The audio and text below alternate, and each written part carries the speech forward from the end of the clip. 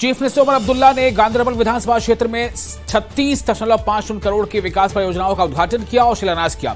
इन परियोजनाओं में अलग अलग जगहों पर खेल के मैदान, एक रिसेप्शन स्टेशन और खेल संबंधी बुनियादी ढांचा शामिल है। गांधरबल दौरे में सीएम के साथ मंत्री सतीश शर्मा, सलाहकार नासिर सोगामी और जिला प्रशासन के अफसरान भी मौजूद थे।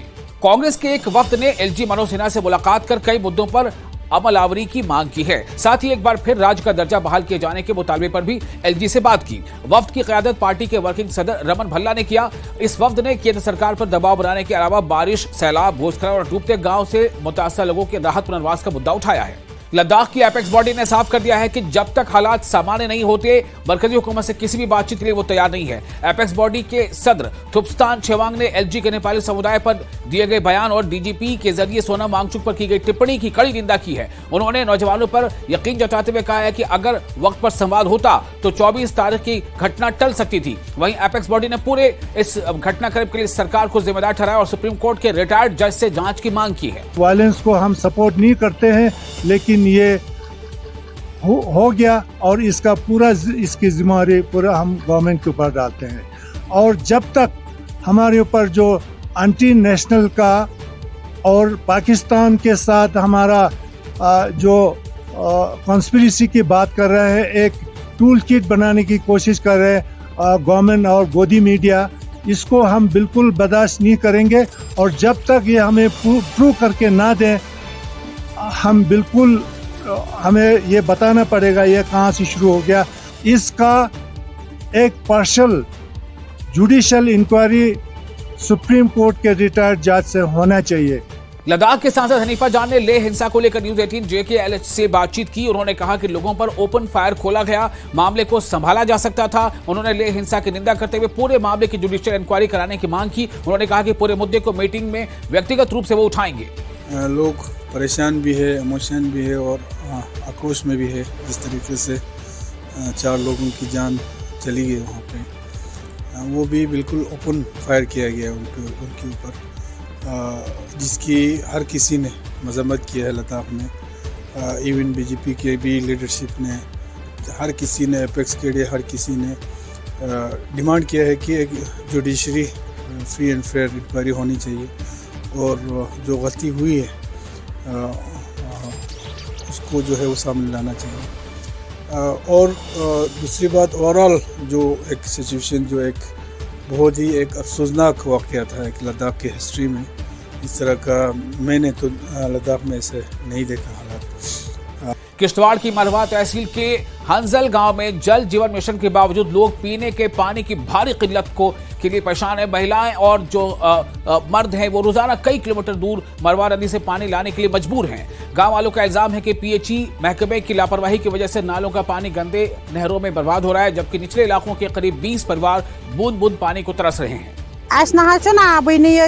लगभग 1.5 हाथ घर चूल बात 14 घर आबन मुश्किलात आब पे कुन दरिया पे खाड़न, कुन पे योर गेलनव आब सारुन, कहीं आब छलना सन नदी मज वातो दरियावस पे वातो हजरत सहारा बिल्कुल नाव आब आज होतन न आज ब्रोट 20 वरी हजरत वात आन सपाट सान नाल कुन क्या इंतजाम क्या है। ट्रिब्यूनल ने UAPA के तहत केंद्र सरकार द्वारा मीरवाइज उमर फारूक की आवामी एक्शन कमेटी पर लगाए गए प्रतिबंध को बरकरार रखा है। बीजेपी नेता अल्ताफ ठाकुर ने इस फैसले का इस्तकबाल किया है और मीरवाइज पर राष्ट्र विरोधी गतिविधियों और पथराव का आह्वान करने के आरोप को दोहराया। ठाकुर ने कहा कि मीरवाइज हुर्रियत का हिस्सा थे और उनके अलगाववादी विचारधारा को बढ़ावा देने के इतिहास को नजरअंदाज नहीं किया जा सकता।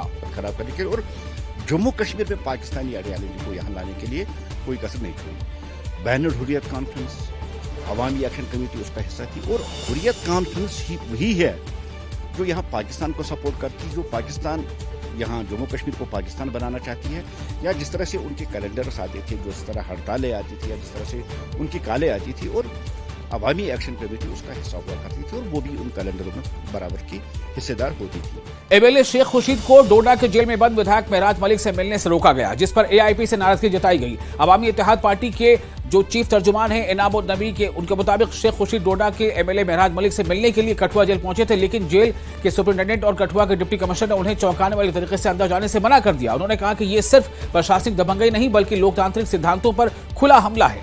गांदरबल के स्क्वाश चौहमा परिसर में नूर आलम तूफानी मेमोरियल क्रिकेट कप का इफ्तिताह हुआ। जम्मू कश्मीर खेल परिषद के सचिव नुसरत गुल के क़यादत में कार्यक्रम का इफ्तिताह हुआ, जिसमें विश्वविद्यालय के गणमान्य और कश्मीर भर की टीमों ने हिस्सा लिया। इस इनेकाद में डॉक्टर तूफानी की प्रतिभा और उनके योगदान को याद किया गया। वहीं विश्वविद्यालय ने खेल भावना, टीम वर्क और प्रतिभा को बढ़ावा देने की अपनी प्रतिबद्धता दोहराई है। देखिए, आज मैं यहाँ हूँ चौहमा गांदरबल वेटनरी यूनिवर्सिटी में।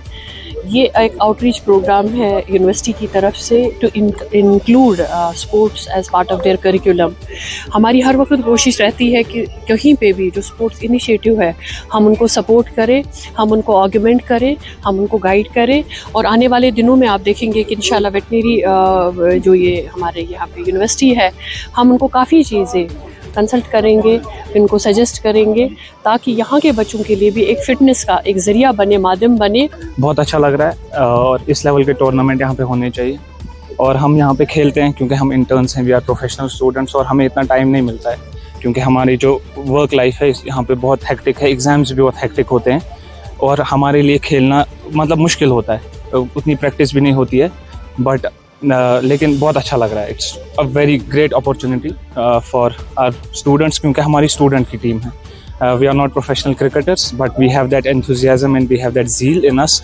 तो इस हिसाब से हमारे यहाँ आज जो मेहमान खुसूसी थे डॉक्टर मोहतरमा नुसरत गुल जी, तो उन्होंने काफ़ी सराहना की इनको, और उन्होंने ये भी कहा कि मतलब ये स्पोर्ट्स का इंफ्रास्ट्रक्चर काफ़ी डेवलप यहाँ होना चाहिए, उसके लिए वो भी हमें सपोर्ट दे देंगे। तो उनका भी सपोर्ट से यहाँ पर थोड़ा क्रिकेट का इंफ्रास्ट्रक्चर हम बनाएंगे, और बाकी स्पोर्ट्स का भी एक इंडोर स्टेडियम के लिए उन्होंने कहा कि मतलब यहाँ होना चाहिए।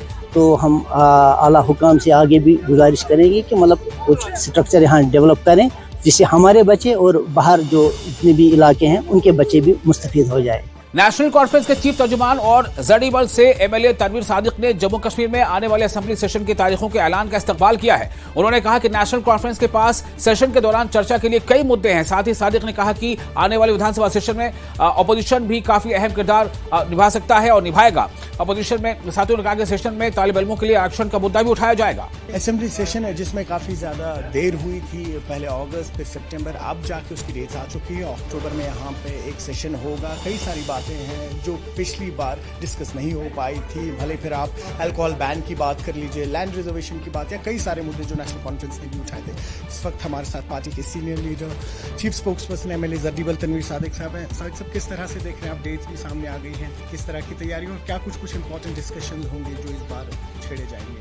अच्छी बात है, जब भी असेंबली कन्वीन होती है, सेशन बुलाया जाता है, तो ये एक वाहिद प्लेटफॉर्म है जहां लोगों के सवाल, लोगों को जवाब मिलते हैं, उनके जो मसाइल है उनके, और असेंबली मेंबर के पास एक मौका मिलता है वो अपने इलाके, अपने जो मुद्दे हैं उसको उजागर करे और गवर्नमेंट से जवाब ले कि इन मुद्दों पे क्या क्या हुआ। अच्छी बात है, हर एक जो असेंबली मेंबर है उससे 5 स्टार्स और अनस्टार्ड सवाल पूछे गए हैं। बिल्स की बात हुई है, जो आपका रेजोल्यूशंस है उसे मांगे गए हैं। तो एक अच्छी बात है कि एक टाइम मिलेगा लोगों के जो मसाइल हैं उनको उजागर करने में। हम उम्मीद करते हैं एक अच्छे माहौल में सेशन हो, अपोजिशन भी इसमें सपोर्ट करे क्योंकि वो भी पहले एमएलएज हैं, उसके बाद बाकी चीज़ हैं। तो मुझे लगता है एक अच्छा कदम है, एक अच्छी माहौल में सवाल जवाब हो, और वही हम चाहते भी हैं। पिछली बार हमने देखा कुछ इंपॉर्टेंट बिल्स थी जो टेबल नहीं हो पाई थी किन्हीं कारणों की वजह से। इस बार आपकी तरफ से जो कोई प्रस्ताव रहेगा सामने असेंबली में? देखिए, नॉर्मली क्या होता है, जब बिल वहाँ पिछले असेंबली में नहीं उठती है तो वो कैरी फॉरवर्ड होती है। अब इसका रूल मुझे नहीं पता है कि इस बार असेंबली सेक्रेटेरिएट ने उसमें क्या किया है। उम्मीद करते हैं जो भी इम्पोर्टेंट बिल्स हो, जो भी लोगों के हित में बिल्स हो, जो भी लोगों के फ़ायदे में बिल हो, उसको उठाया जाए, रेजोल्यूशन आए, सवाल जवाब अच्छे हो, ताकि जो लोगों की जो बात है वो आवाम में उठे और गवर्नमेंट उसका जवाब दे। जैसे कि रैशनलाइजेशन ऑफ रिजर्वेशन है, स्टूडेंट्स की देरीना मांग है, उसको लेके कुछ आप लोग सोच रहे हैं, या डेली वेजेस को लेके जो आपने कहा था उसको लेके? वो भी सवाल पूछे, असेंबली एक प्लेटफॉर्म है, पूछे और गवर्नमेंट से जवाब ले। जहाँ तक रिजर्वेशन की बात है या बाकी चीज़ें, उसमें जो चेयरमैन है उनकी सकीना जी, उन्होंने तो उस पर क्लियर कर दिया। बट जिस तरह मैंने कहा, ये एक ऐसा वाहिद प्लेटफॉर्म है जहां कोई भी सवाल जो लोगों का है वो पूछा जाएगा। मैं भी शायद ये सवाल पूछूंगा गवर्नमेंट से, मैं भी बहुत सारे सवाल पूछूंगा जो लोगों के हित में है, और इंशाल्लाह उम्मीद करता हूं कि गवर्नमेंट उसका जवाब। के लिए आप आपके साथ श्रीनगर से मैं सरोज।